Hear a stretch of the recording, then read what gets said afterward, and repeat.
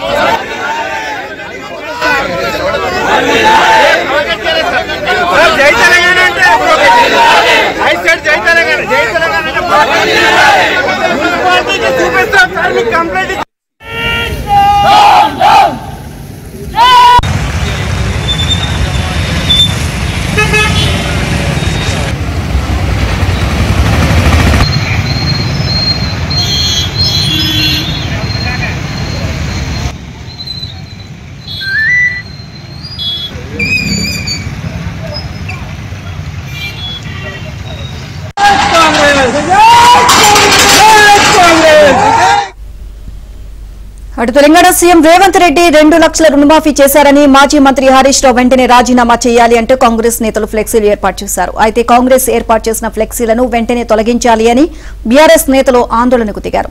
బీజేఆ చౌరస్తాలో రోడ్డుపై కాంగ్రెస్ శ్రేణులు ఆందోళనకు దిగారు. ఇదిలా ఉంటే బీఆర్ఎస్ కు వ్యతిరేకంగా కాంగ్రెస్ నేతలు పెద్ద ఎత్తున నినాదాలు చేసుకున్నారు. దీంతో పరిస్థితి ఉద్రిక్తంగా మారడంతో నాయకులను అరెస్ట్ చేసి పోలీస్ స్టేషన్ కు తరలించారు. మరోవైపు సిద్దిపేటలో పోలీసులు భారీ బందోబస్తును ఏర్పాటు చేశారు.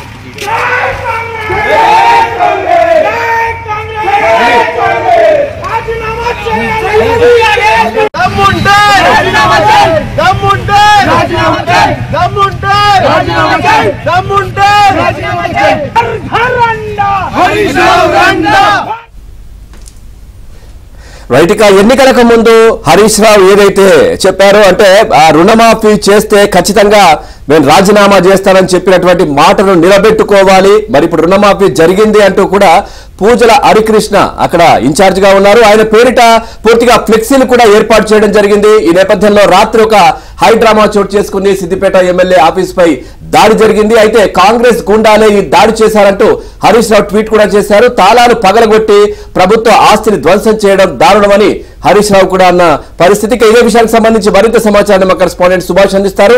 సుభాష్, ప్రస్తుతం పరిస్థితి ఏ విధంగా ఉంది? అక్కడ ఫ్లెక్సీ వార్ అయితే సిద్దిపేటలో నడుస్తున్నటువంటి పరిస్థితి కనిపిస్తా ఉంది. పూర్తి డీటెయిల్స్ ఏంటి?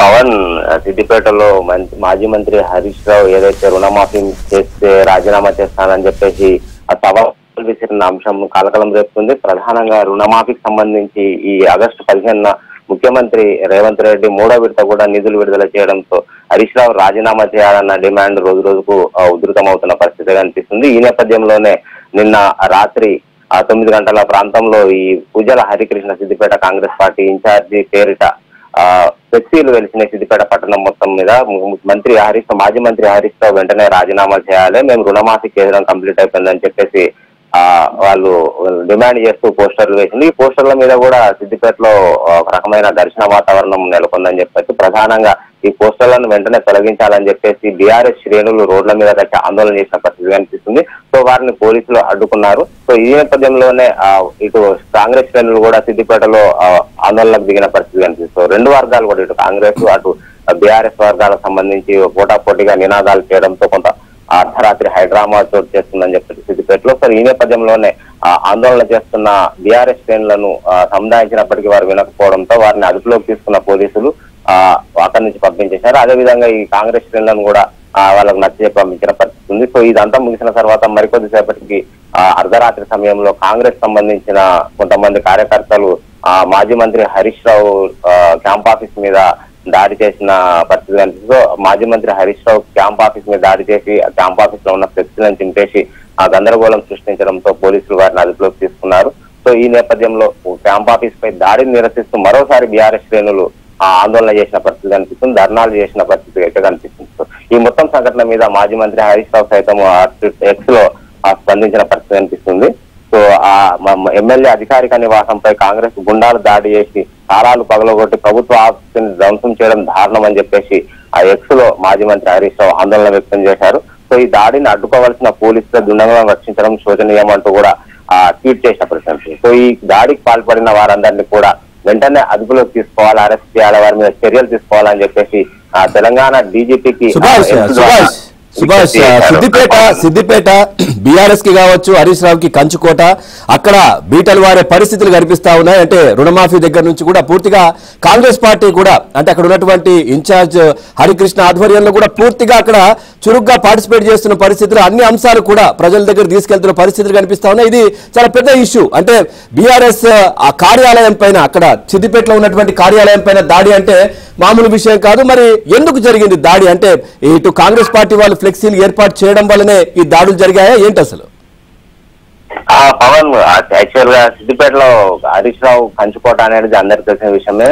సో ఈ మొన్నటి పార్లమెంట్ ఎన్నికల సందర్భంలో ఈ కంచుకోట కొంత బీటలు వారిన పరిస్థితి మనం చూస్తున్నాం. సిద్దిపేట పట్టణంలో పార్లమెంట్ ఎన్నికల్లో బీజేపీకి లీడ్ వచ్చిన పరిస్థితి కనిపిస్తుంది. సో అప్పటి నుంచి కూడా కొంత డౌన్ ఫాల్ అయితే బీఆర్ఎస్ కనిపిస్తుంది. ప్రధానంగా కాంగ్రెస్ పార్టీ అధికారంలోకి రావడంతో అటు మైనంపల్లి హనుమంతరావు కావచ్చు, ఇటు ముఖ్యమంత్రి రేవంత్ రెడ్డి కావచ్చు, సిద్దిపేట మీద స్పెషల్ ఫోకస్ పెట్టి ఇక్కడ కొంత పార్టీని బలోపేతం చేసిన పరిస్థితి కనిపిస్తుంది కాంగ్రెస్ పార్టీని. ఈ నేపథ్యంలోనే కొంత కాంగ్రెస్ శ్రేణులు చురుకుగా వ్యవహరిస్తూ హరీష్ రావు ప్రతి చర్యను కూడా విమర్శిస్తూ అదేవిధంగా ఆందోళన చేస్తున్న పరిస్థితి కనిపిస్తుంది. సో ఈ నేపథ్యంలోనే హరీష్ రావు సిద్దిపేట వేదికగా ఏదైతే ముఖ్యమంత్రి రేవంత్ రెడ్డి హరీష్ రావులు రాజీనామా విషయానికి సంబంధించి సవాళ్లు విసురుతున్నారో అప్పటి నుంచి కాస్త టెన్షన్ వాతావరణం అయితే సిద్దిపేట నెలకొందని చెప్పచ్చు. సో ముఖ్యమంత్రి రేవంత్ రెడ్డి ఎప్పుడైతే ఈ రుణమాఫీకి సంబంధించి ఆగస్టు 15 ఖచ్చితంగా చేస్తాను, రాజీనామాకు సిద్ధంగా ఉండని హరీష్ రావుకు సవాల్ విసిరారో అప్పటి నుంచి కొంత ఈ రెండు పార్టీల మధ్య సిద్దిపేటలో కనిపిస్తుంది ఆందోళన వాతావరణం. సో ప్రభుత్వం సమయానికి ఏదైతే ఆగస్టు 15 వరకు చేస్తామన్న సమయానికి పూర్తి చేశారో సో అదే అంశం ఇప్పుడు ఇక్కడ ఉద్రిక్తతకు దారితీస్తుంది. సో మాజీ మంత్రి హరీష్ రావు తను రాజీనామా చేస్తానని ఛాలెంజ్ విసిరారు. ఇప్పుడు వెనక్కి ఎందుకు పోతున్నారు, రాజీనామా చేయాలని చెప్పేసి ఇటు కాంగ్రెస్ శ్రేణులు అయితే సిద్దిపేట వ్యాప్తంగా కూడా పోస్టర్లు వేసి తమ డిమాండ్ వ్యక్తం చేస్తున్న పరిస్థితి కనిపిస్తుంది. ఈ నేపథ్యంలోనే రాత్రి ఈ పోస్టర్ల కలకలం అయితే మరోసారి ఉద్రిక్తతకు దారితీస్తుందని చెప్పొచ్చు. ప్రధానంగా నిన్న రాత్రి హైడ్రామాకి అయితే ఈ పోస్టర్లు వెలవడం, అదేవిధంగా కాంగ్రెస్ శ్రేణులు రోడ్ల మీదకి వచ్చి హరీష్ రావు రాజీనామా చేయాలని, హరీష్ రావుకు వ్యతిరేకంగా నినాదాలు చేయడం అనేది ఉద్రిక్తతకు దారితీసిందని చెప్పొచ్చు. ఈ నేపథ్యంలోనే సిద్దిపేటలో పోలీసులు కూడా భారీగా బందోబస్తు ఏర్పాటు చేసిన పరిస్థితి కనిపిస్తుంది. Pavan, right, thank you Subhash, thanks for the updates.